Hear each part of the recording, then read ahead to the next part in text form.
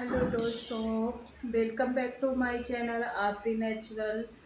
स्वागत है आपका अपने खुद के चैनल में आरती नेचुरल में। कैसे हैं आप सब लोग? आई होप आप सब लोग अच्छे होंगे, खुश होंगे, मस्त होंगे। ये सुबह का टाइम है। सुबह मैं नहा धो के पूजा पाठ कर ली हूँ, सूर्यदेव को जल दे दी हूँ, तुलसी माता को जल दे दी हूँ, भगवान जी की पूजा कर ली हूँ। और नाश्ते में पोहा बनाई थी, पोहा चाय। तो पोहा सब लोगों ने खा लिया है, बेटी भी खा के और टिफ़िन लेके चली गई है स्कूल।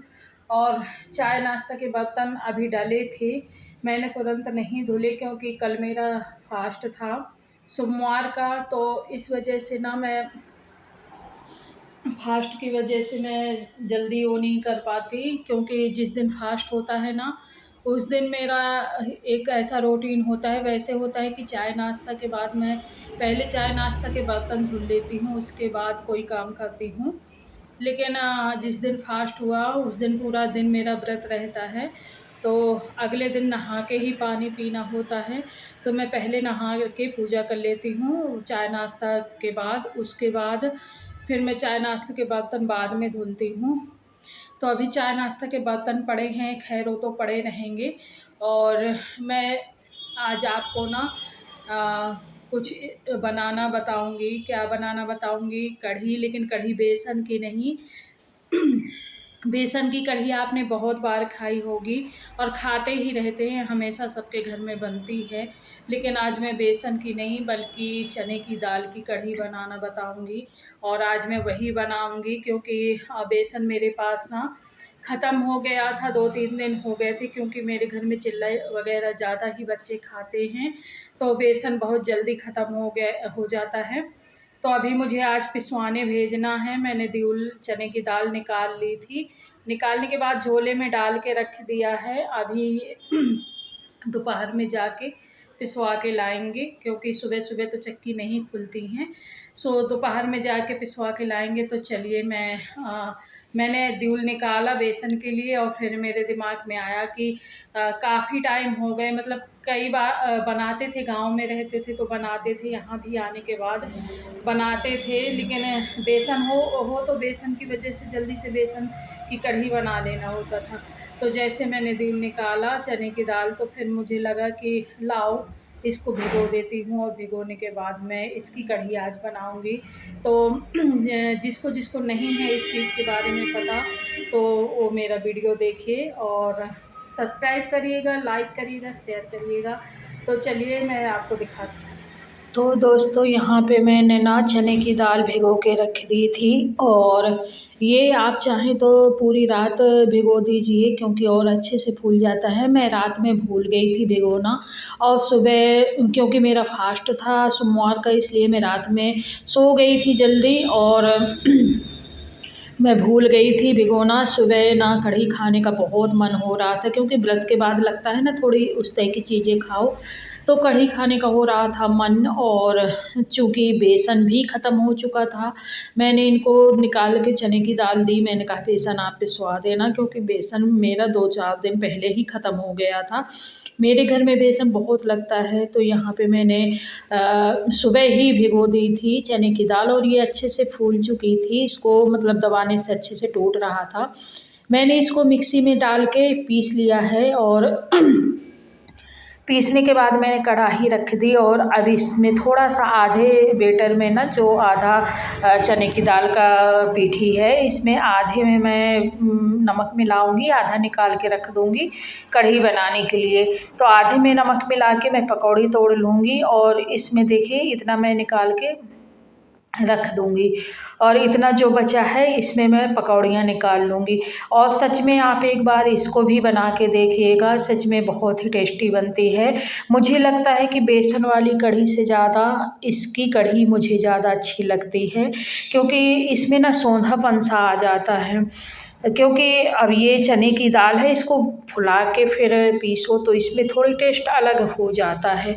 तो आप एक बार इसको भी बना के, जब कभी आपके पास घर में बेसन ना हो और कढ़ी खाने का मन चले, तो एक बार इस तरह चने की दाल भिगो के कढ़ी बनाइएगा, बहुत ही अच्छी लगेगी आप लोगों को। आप लोगों को बेसन की कढ़ी से भी ज़्यादा इसका टेस्ट अच्छा लगेगा। तो यहाँ पे मैं पकौड़ियाँ निकाल लूँगी। और इसकी पकौड़ियाँ ना बहुत ज़्यादा फूलती नहीं हैं, लेकिन ना छोटी-छोटी बनानी होती हैं तो अंदर से एकदम सॉफ्ट बनती हैं।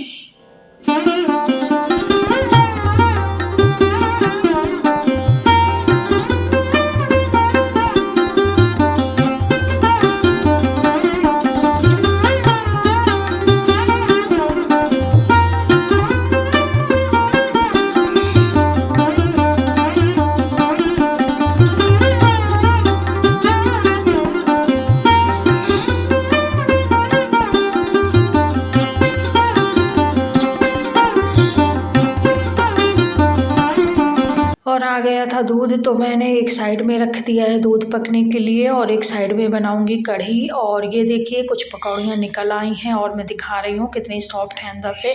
आप लोग देख सकते हैं कि बिल्कुल सॉफ्ट पकौड़ियाँ बनी हैं, अंदर से बिल्कुल मुलायम और एकदम पक जाती हैं। बस छोटी छोटी बनाने लायक होता है, ज़्यादा बड़ी नहीं बनानी चाहिए। और ये जो मैंने चूड़ियाँ पहन के रखी हैं ना, तो 4 पहले ही पहने थी जो एकदम मैरून है, और जो रेड कलर की हैं वो तुलसी माता का विवाह जो किया था। विवाह क्या उस दिन मतलब हाँ, पूजा करते हैं तुलसी माता की, तो उनको जो श्रृंगार में चूड़ियाँ चढ़ाई थी उनको मैंने 2 उनको पहने रहने दिया है, और जो 4-5 थी उनको मैंने निकाल के अपने हाथ में पहन लिया था। तो वो ना एक प्रसाद रूप में मैंने पहन लिया था। और ये जो दही है, दही मैंने घर में ही जमाया हुआ था। तो मैंने जो पीठी बची थी ये वाली चने की दाल वाली पकौड़ियों से, उसमें ना ये दही डाल दिया है मैंने। दही अपने हिसाब से डाला है, ज़्यादा खट्टा नहीं है। और मेरे घर में ना बहुत ज़्यादा खट्टी कढ़ी खाई भी नहीं जाती है, तो जिसके घर में ज़्यादा खट्टी कढ़ी खाई जाती है वो पूरा दही डाल सकता है, लेकिन मेरे यहाँ ज़्यादा खट्टी कढ़ी नहीं खाते ना बच्चों में मेरी छोटी बेटी को तो कढ़ी वैसे भी पसंद नहीं है। तो उसके लिए आलू तली थी मैं, और बाकी हम लोगों ने खाया था। तो अच्छी बनी थी, ना खट्टी थी और ना ही बिल्कुल फीकी थी, अच्छी लग रही थी बहुत ही। और मैंने यहाँ पे डाल लिया है, फेंट लिया है, और फिर मैंने डाल लिया है पानी। पानी मैंने अपने हिसाब से डाला है, थाली भर गई है।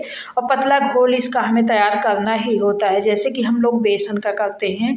और यहाँ पे ना तेल गरम हो गया है तो मैंने मेथी डाली है ज़रा सी, फिर मेथी के बाद मैंने हींग डाली है, और हींग के बाद लाल मिर्च जो होते हैं सूखे वाले, उनको मैंने डाल दिया है। 2 लाल मिर्च तोड़ के लिया था मैंने, उनको डाल दिया है तड़का लगाने के लिए। और उसके बाद मैं हल्दी डालूँगी थोड़ी सी, क्योंकि हल्दी ना तेल में ही डाल देते हैं ताकि ये अच्छे से पक जाए तेल के साथ। और थोड़ी धीमा करके डालते हैं ताकि हल्दी जलने ना पाए।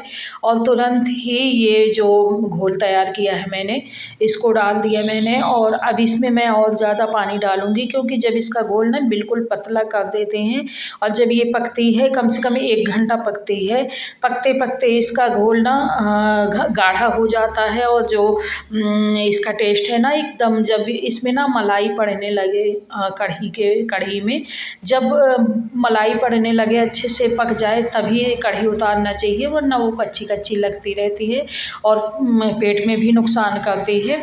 तो मैंने ना इसमें इतना पानी डाल दिया है। एक उबाल आने के बाद फिर मैंने इसमें और डाला था आधा लोटा पानी, क्योंकि मुझे लग रहा था कि थोड़ी अभी पतली कम है। तो फिर मैंने इसमें एक उबाल आने के बाद और पानी डाला था। अभी मैंने सिर्फ इतना पानी डाला और नमक डाल दिया।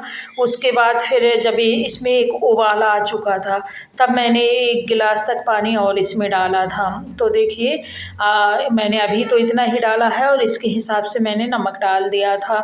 और बाद में फिर एक उबाल आने के बाद जब 1 गिलास पानी डाला था, तब हल्का सा नमक और डाल दिया था, क्योंकि नमक हिसाब का ही ज़रूरी था। तो यहाँ पे ना मैं इसको चलाती जाऊँगी, और इसको चलाते ही जाना है जब तक इसमें उबाल ना आ जाए, क्योंकि अगर चलाओगे नहीं तो नीचे से बैठने की दिक्कत रहेगी। और देखिए यहाँ पे कढ़ी पक गई है काफ़ी हद तक, मतलब काफ़ी वो था। और उसके बाद इतनी कढ़ी रह गई है पकते-पकते। आप लोग लोग देख सकते हैं कितनी गाढ़ी हो गई है। और इसी टाइम में डाल दूँगी पकौड़ी। तो पकौड़ी डालने के बाद 5 मिनट 6 मिनट और मुझे पकानी होगी इसको। तब तक वो पकौड़ियों में जो कढ़ी है ना वो चली जाएगी और थोड़ी गाढ़ी और हो जाएगी। उसके बाद जब हम निकाल के रख देते हैं कढ़ी को बाहर, उसके बाद जब ये ठंडी होती है ना तो वैसे भी ये और मतलब थिक हो जाती है।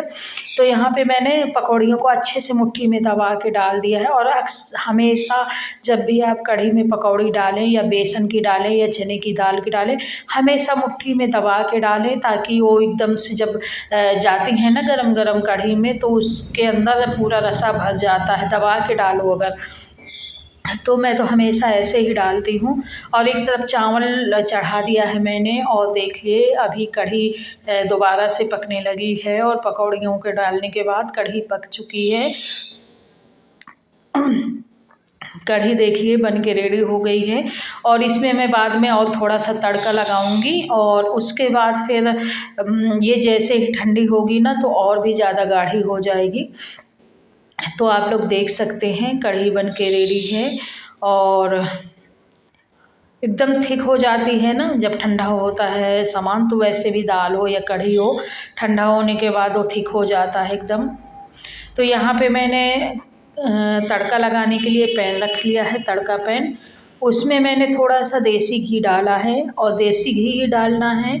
उसके बाद मैंने थोड़ा सा कश्मीरी मिर्च डाली है।